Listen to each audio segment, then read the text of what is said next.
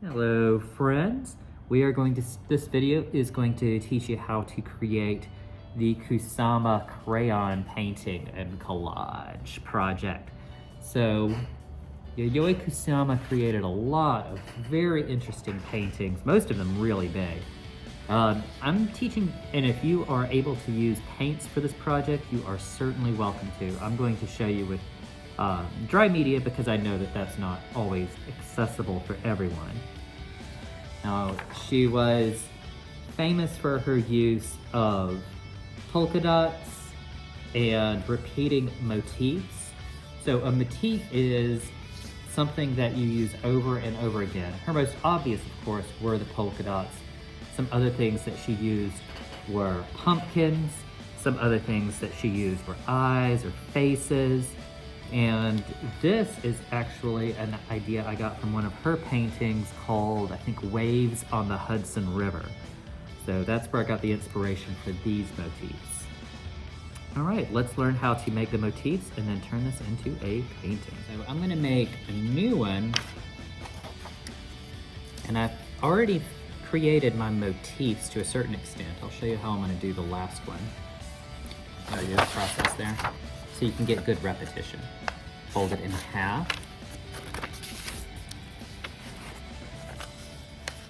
And then fold it in quarters. Now this is gonna give you that harmony. By repeating elements, you will get the harmony.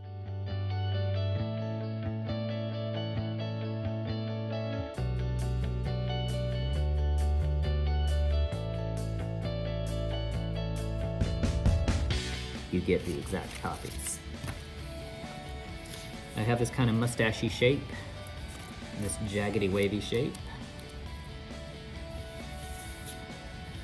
Now to make this brown shape, I just took my construction paper and I cut a wavy line. Now I'm sticking with a lot of organic lines that I would describe as wavy for this project, but you could change that if you wanted a different feel. That would be fine. If you wanted to be more geometric, more straight lines, that's totally fine. Kusama was really big into the organics though, which is one reason I'm sticking with that.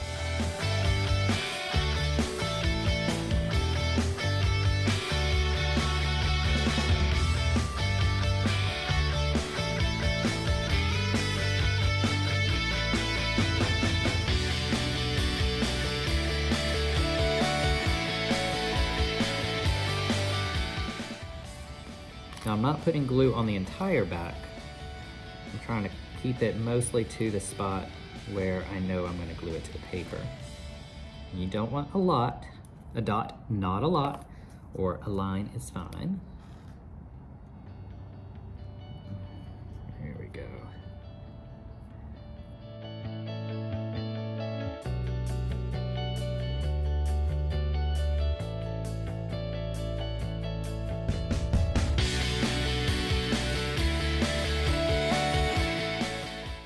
Now I have 3 elements.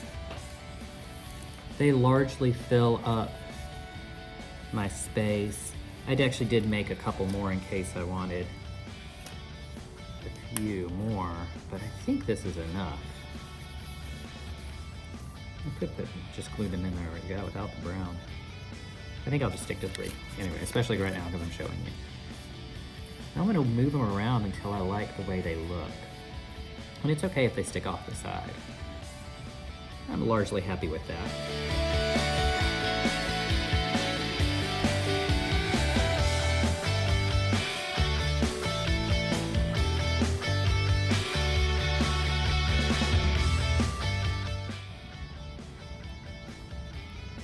Now this is going to be very subjective, meaning you have to make your own decisions. But I put these in here because it looked like they were kind of flowing upstream, and I thought that was a nice effect.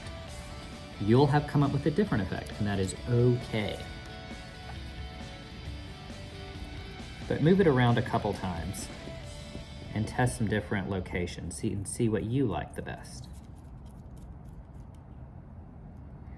A good rule of thumb is to make it touch all 4 sides of the paper.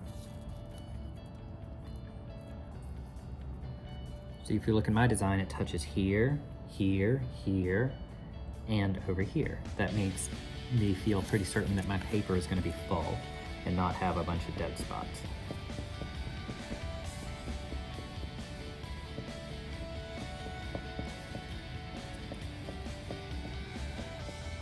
You do have to watch, make sure you don't get too much glue on the table. You may have to wipe it down with a paper towel when you are done. This is how I got my very interesting organic shapes here.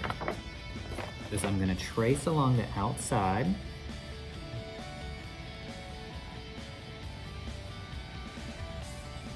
And I'm gonna keep going till I run to another one.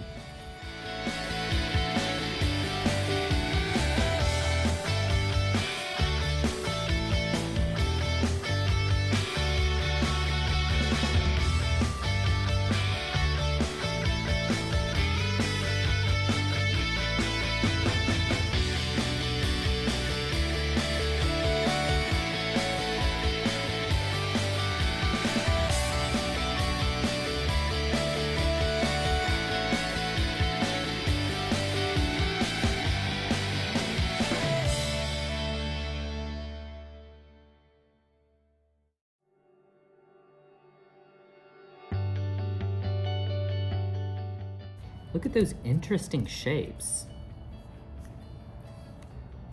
Look how about half my picture is taken up and half is not. Let's look at here for the next step. Now for my artwork, I chose to fill in this area with a very strong black. I do think you want to do some dark colors to get that kind of strength in your pattern. Now I'm looking at this one, I frankly don't want to fill up these entire areas with black. That seems like a lot of work. So I'm gonna put my dark color in here. But maybe on this pink, I want blue. Let me see. I'll test a couple things and see what I like the best. The blue is currently my favorite. I'll see black. Black's easy, you know. Ooh, it's hard to say no to black. Fine, I'll do black. You win this round, black. All right, so now the trick to making this look good is you want to fill it in thick and strong and not leave any pink poking through it.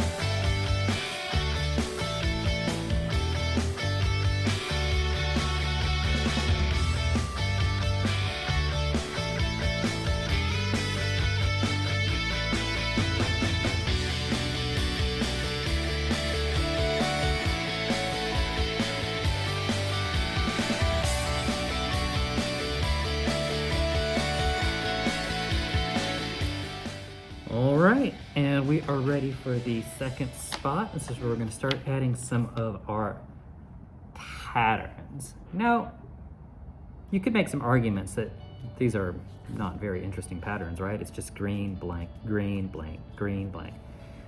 But when you combine that sort of thing over and over again, you get some pretty intense powers, or pretty intense colors. Now, what should I use for my polka dots? Part of me wants to try a bold magenta against that pink. Making my thing all wobbly. I hope it's not like that for everything. What about a red?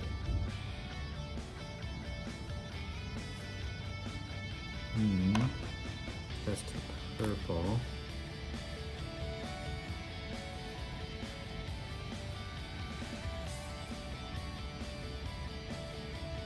I think I might come back to the magenta.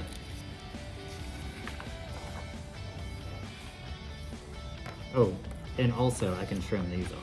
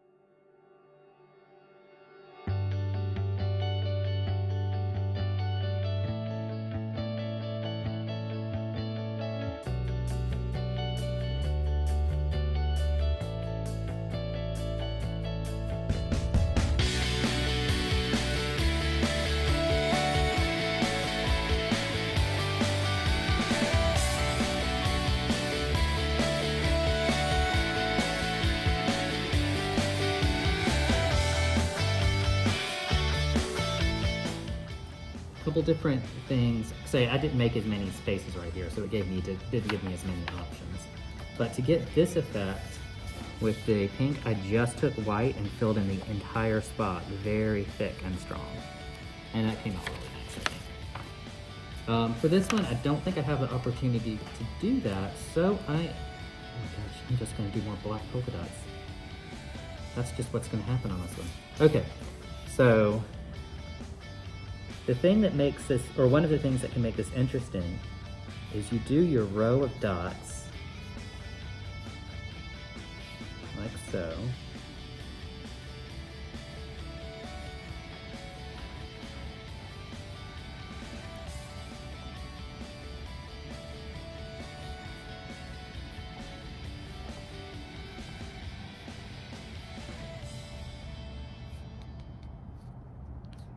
And then you start to change the size. Those are small, so I'm gonna start to get bigger.